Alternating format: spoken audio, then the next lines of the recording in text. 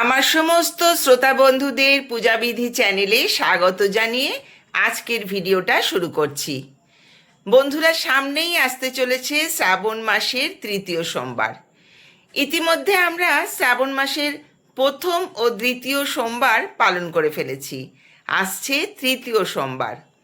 আপনি কি জানেন কেন শ্রাবণ মাসের প্রতিটি দিন অপেক্ষা এই তৃতীয় সোমবারটি জীবনের মোড় ঘুরিয়ে দিতে পারে? পুরাণ মতে এই দিনটিতে স্বয়ং মহাদেব ভক্তদের সবচেয়ে কাছাকাছি অবস্থান করেন। আজ আমরা জানব কিভাবে কয়েকটি সহজ নিয়মের মাধ্যমে আমরা এই তৃতীয় সোমবার দিনটি পালন করলে দেবাদিদেব মহাদেবের আশীর্বাদ পেতে পারি। শ্রাবণ মাস মানেই দেবাদিদেব মহাদেবের প্রিয় মাস, আর এই মাসের প্রতিটি সোমবার যেন এক একটি আশীর্বাদ।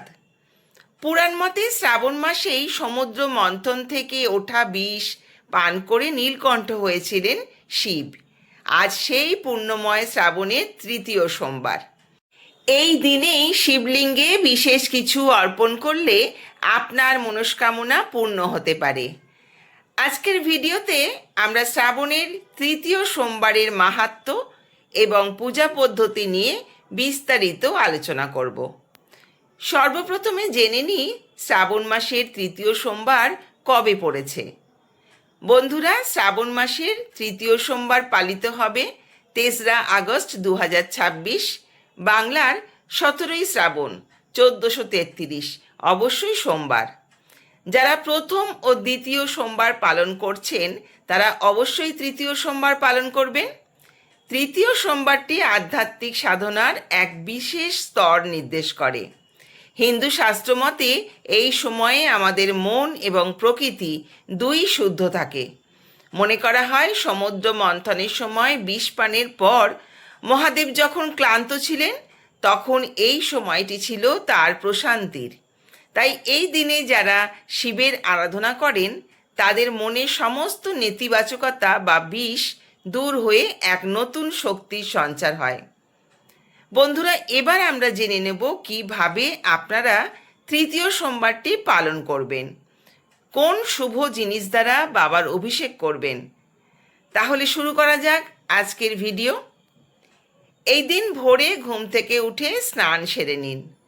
পবিত্র গঙ্গা স্নান সব থেকে উত্তম। তবে যদি তা সম্ভব না হয় তবে স্নানের জলে সামান্য গঙ্গা জল মিশিয়ে নিন এবং তাতে কালো তিল দিলে তা আরও শুভ হয়। পরিষ্কার বস্ত্র পরিধান করুন, সম্ভব হলে সাদা বা গেরুয়া রঙের বস্ত্র পরুন। পূজার স্থান পরিষ্কার করে শিব মূর্তি বা চিত্রপট স্থাপন করুন। শিবলিঙ্গে অভিষেকের জন্য দুধ, দই, ঘি, মধু, গঙ্গাজল মিশ্রিত করে পঞ্চামৃত তৈরি করে রাখুন। বেলপাতা, ধুতুরা, আকন্দ ফুল, চন্দন, ফল, মিষ্টি, সুপারি ইত্যাদি রাখুন। সূর্যদেবকে জল নিবেদন করুন এবং তুলসী মাতাকে জল নিবেদন করুন। শ্রাবণ মাসে মা তুলসীকে জল দান করা অত্যন্ত শুভ। তারপরে নিত্য পূজা বা ইষ্ট দেবতাকে পূজা করে নিন।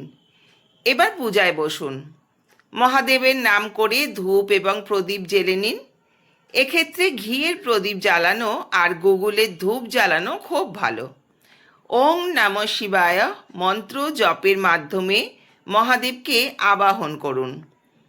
এবার একটি থালায় সাদা চন্দন দিয়ে ওং অঙ্কন করুন।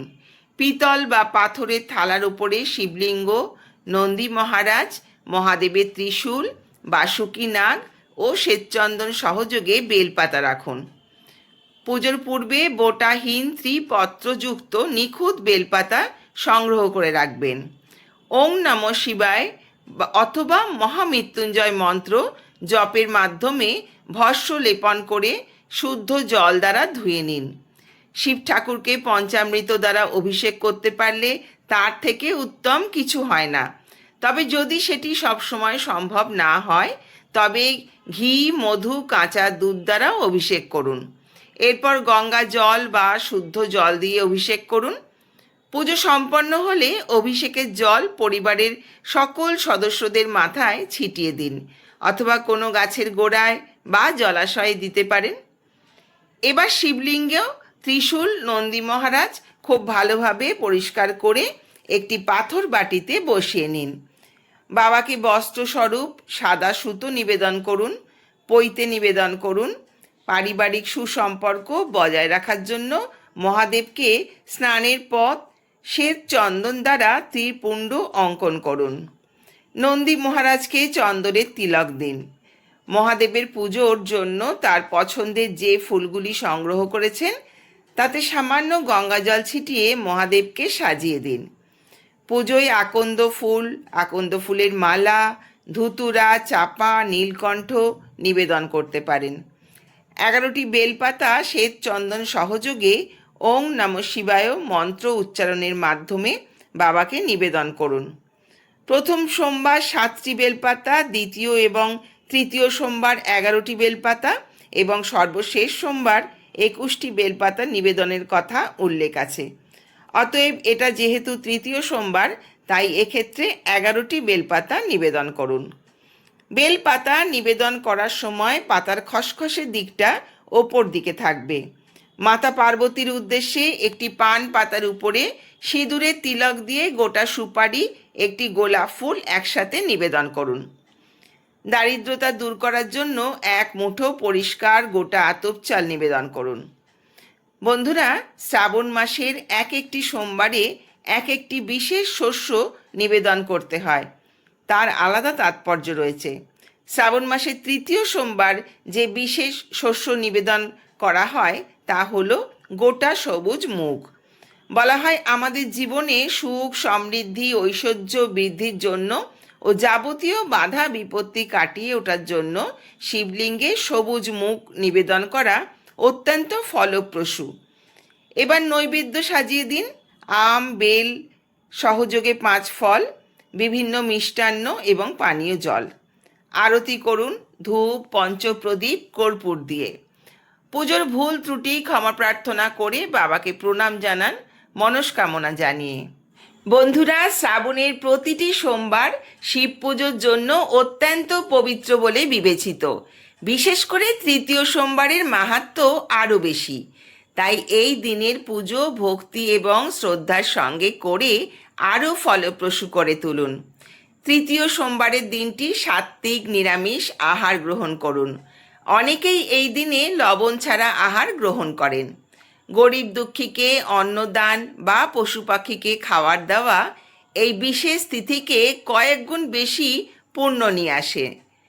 বিশেষ করে সাদা রঙের জিনিস যেমন চাল, চিনি বা সাদা বস্ত্র দান করা এই দিনে অত্যন্ত শুভ বলে মনে করা হয়। শ্রাবণ মাসে তৃতীয় সোমবারের এই পুণ্য লগ্নে নিজের অহংকার ত্যাগ করে মহাদেবের চরণে আত্মসমর্পণ করুন। মনে রাখবেন, ভক্তি যেখানে অকৃত্রিম, মহাদেব সেখানেই বিরাজমান। আজকের এই ভিডিওটি আপনাদের কেমন লাগলো একটি কমেন্ট করে জানাবেন। আপনি কি এই সোমবার ব্রত পালন করছেন? জানতে আগ্রহ রইল। আজকের ভিডিওটি এখানেই শেষ করলাম। আসছি পরবর্তী ভিডিও নিয়ে। আপনারা সুস্থ থাকুন, ভালো থাকুন। ধন্যবাদ।